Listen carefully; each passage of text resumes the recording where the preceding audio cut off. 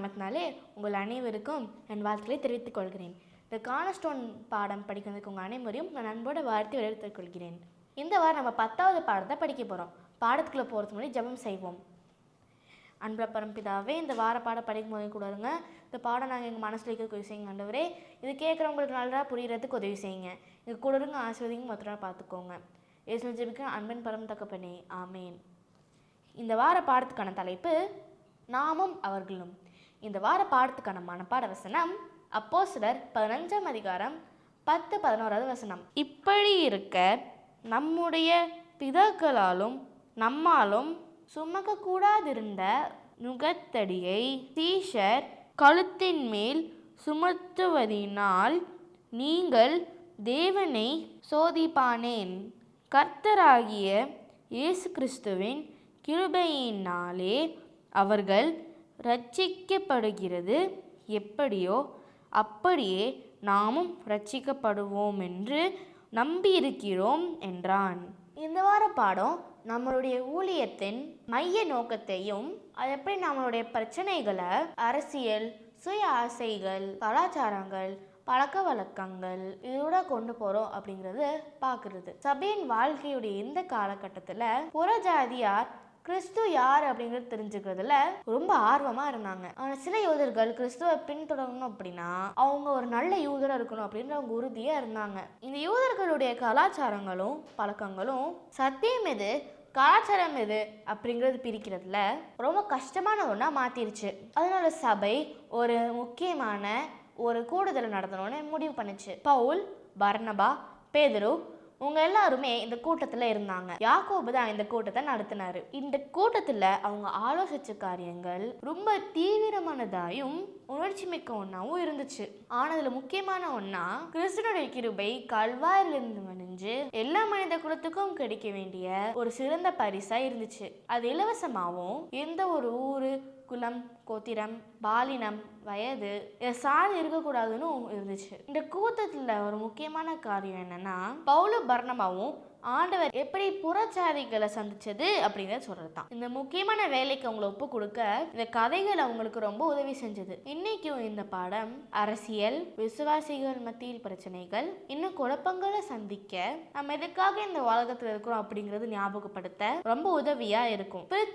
Chrysler 1875ஆம் வருஷத்துல பிறந்து 1962ஆம் வருஷம் மரிச்சு போனாரு. கிரைஸ்லர் ஒரு உலக புகழ் பெற்ற வயலின் இசை கலைஞர். அவர் நிகழ்ச்சிகள்ல வாசித்தும் இசை இயற்றியும் அதிகமான சம்பாத்தியம் பண்ணாரு. ஆனா ஆச்சரிய விதமா கிரைஸ்லர் சம்பாதிச்சது எல்லாத்தையுமே சந்தோஷமா மத்தவங்களுக்கு கொடுத்து உதவினாரு. அவர் சிறந்த இசை அமைப்பாளராக இருந்தாலும் அன்பான கொடுக்கும் உள்ளம் கொண்டவர் அப்படிங்கிறது எல்லாருக்குமே தெரியும். ஒரு நாள் கிரைஸ்லர் ஒரு அற்புதமான வயலினை பார்த்தாரு. ஆனா அந்த வயலின் வாங்குறதுக்கு தேவையான பணம் அவர் கையில அந்த நேரத்துல இல்லை. ஆனா அவர் அது கொஞ்சம் கொஞ்சமா வாசித்து அதுக்கு தேவையான பணத்தை அவர் சேகரித்து வந்துட்டு இருந்தாரு. அந்த வயலுக்கு தேவையான பணத்தை அவர் தயார் பண்ணி வச்சிருந்தாரு. இப்போ அந்த வயலினை வாங்குறதுக்காக அந்த கடைக்கு அவர் போறாரு. ஆனா அவர் அங்க வாங்குறதுக்கு போகும்போது அந்த வயலின் அந்த கடையில இல்ல. அது வேற ஒருத்தரால இது வாங்கப்பட்டுச்சு அப்படின்னு தெரிஞ்சதும் அவருடைய இருதயம் சுக்குநூறா உடஞ்சு போயிருச்சு. ஆனாலும் இதுல நம்பிக்கை இழங்கக்கூடாது அப்படின்றதுனால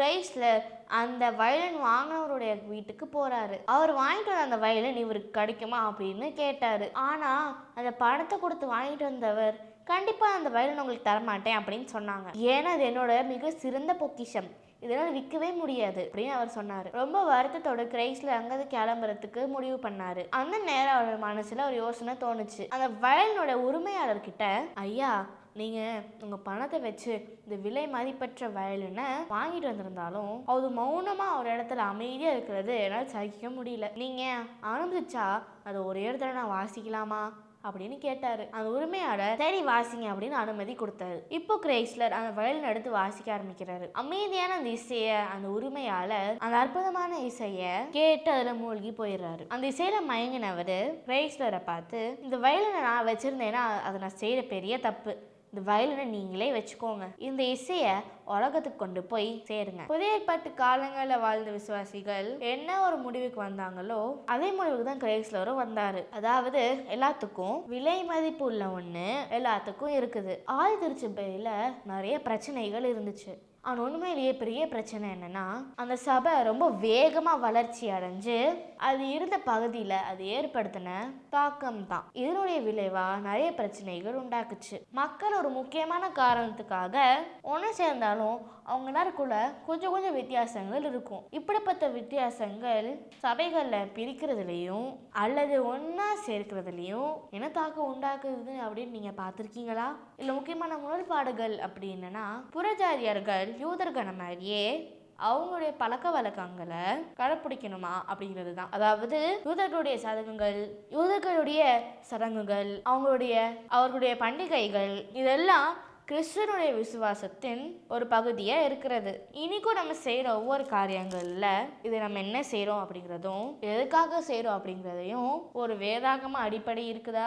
அடுத்ததா, கிறிஸ்துவ பரலோகத்துக்கு பரமேறி போனதுக்கு அப்புறம் ஏறக்குறைய 10 வருஷங்கள் கழிச்சு சபையானது ரொம்ப அதிகமான வளர்ச்சி அடைஞ்சுது அப்படிங்கிறத நம்ம பார்க்குறோம். பேதுருவும் யாக்கோபும் யூதர்கள் எப்படி இஸ்ரவேலர்களுடைய விசுவாசத்தோட இணைஞ்சிருந்தாங்க அப்படிங்கிறத சொல்லி கொடுத்தாங்க. பவுலும் பர்னபாவும் இந்த நற்செய்திய சுவிசேஷத்தை யூதர்கள் அல்லாத புறஜாதியர்களுக்கு சொல்லிக் கொடுக்க கிளம்புனாங்க. இந்த ஒரு சூழ்நிலையில இந்த சபையானது எப்படி கட்டப்படணும் அப்படிங்கிறத, அவங்க என்னென்ன பிரச்சனைங்க சந்திப்பாங்க அப்படிங்கிறத யோசித்து அவங்க காரியங்களை செயல்படுத்தினாங்க. ஒரு சில நேரங்கள்ல பஞ்சம் இருந்தது, ஒரு சில நேரங்கள்ல தேவையான பணம் இல்லாம இருந்துச்சு. இந்த சமயத்துல ஒரு குறிப்பிட்ட மக்கள் நிராகரிக்கப்பட்டதா உணர்ந்தாங்க. ஒரு பக்கம் இயேசுவுடைய சீஷர்கள், தலைவர்கள், பரிசேயர்கள், சதுசேயர்கள் இப்படிப்பட்டவங்களால நிறைஞ்சு வளர்ந்துச்சு. இது முக்கியமான பிரச்சனையா கலாச்சாரங்கள் இருந்துச்சு. உணவு சுத்தியே நிறைய மனஸ்தாபங்கள் ஏற்பட்டுச்சு. ஆலய ஒழுங்குகளுக்கு பயன்படுத்தப்பட்ட உணவுப் பொருட்கள் ஆராதனைக்கு அப்புறம் தெருல சந்தையில விற்கப்பட்டுச்சு. இந்த உணவு எப்படி தயாரிக்கணும் அப்படிங்கறது ஒரு முறையும் இருந்துச்சு. முக்கியமா யூதர்கள் அசைவ உணவு சாப்பிடும் பொழுது அந்த மிருகத்துடைய ரத்தம் முழுவதும் அந்த மிருகத்துடைய உடல்ல இருந்து எடுக்கப்படணும். அந்த ரத்தத்துல வியாதிகள் பரவறதுக்கு வாய்ப்புகள் இருக்கு. ஏன்னா வியாதிகள் ரத்தத்தின் மூலமா பரவும் அப்படின்னு நம்பினாங்க. ஏன்னா பாவம் ரத்தத்தின் மூலமா பரவும் அப்படிங்கிறது யூதர்கள் நம்பினாங்க. ஆனா புறஜாதியார் விசுவாசிகளா மாறும்போது அவங்களுக்கு இப்படிப்பட்ட எண்ணங்கள் இல்லை. அதனால இந்த மாதிரியான விஷயங்கள்ல இவங்க 2 பேருக்குள்ள முரண்பாடுகள் ஏற்பட்டுச்சு.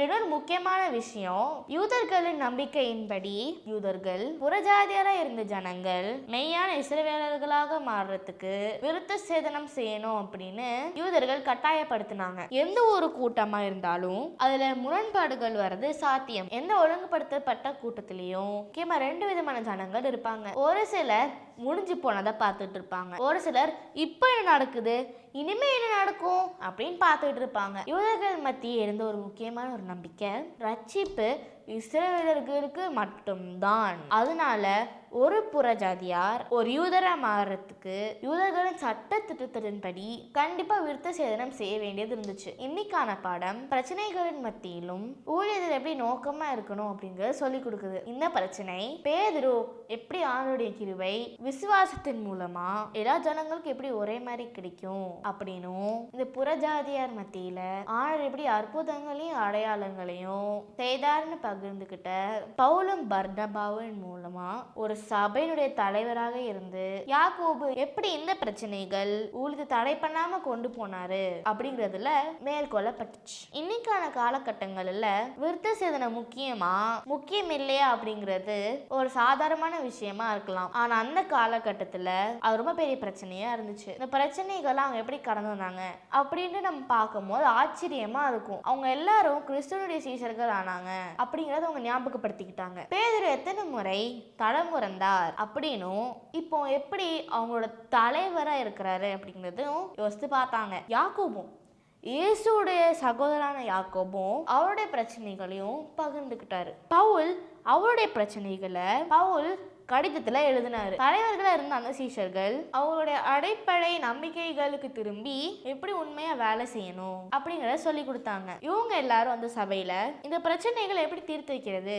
அப்படிங்கறதுல அவங்க முழுமையா ஈடுபட்டு இருந்தாங்க. இன்னைக்கும் நம்ம எல்லாரும் ஒரு சபையில ஒரு பங்கை வகிக்கிறோம். அதுல பங்கு இருக்கிற நீங்களும் நானும் சபையில இருக்கிற பிரச்சனைகளை தீர்த்து வைக்கிறதுல அந்த கேள்விக்கான பதில் நீங்க என்ன சொல்ல போறீங்க? இந்த பாடத்தை முடிக்கிறதுக்கு ஜெபம் செய்வோம். அன்புள்ள பரம்பிதாவே, இந்த வாரப்பாடம் படிக்கும்போது என் கூட இருந்ததுக்காக நன்றி. சீஷர்கள் பிரச்சனைகள் வந்தப்போ அதை எப்படி நீங்கள் தீர்த்து வைக்க உதவி செய்தீங்களோ, அதே மாதிரி இன்னைக்கு இந்த உலகத்தில் எங்களுக்கு எந்த பிரச்சனை வந்தாலும் நாங்கள் சரியாக தீர்வு செய்கிறதுக்கு எங்களுக்கு நீங்கள் உதவி செய்யுங்க. நாங்கள் உங்களை பற்றின செய்தியை மற்றவங்கிட்ட சொல்கிறதுக்கு உதவி செய்யுங்க. இது பார்க்குற கேட்குற எல்லாரும் ஆசீர்வதிங்க. இந்த நாம பாங்கணும் நீங்கள் பாஸ்டர் பார்த்துக்கோங்க. இயேசுவின் ஜெபிக்கிறோம், அன்பின் பரம தகப்பனே. ஆமென்.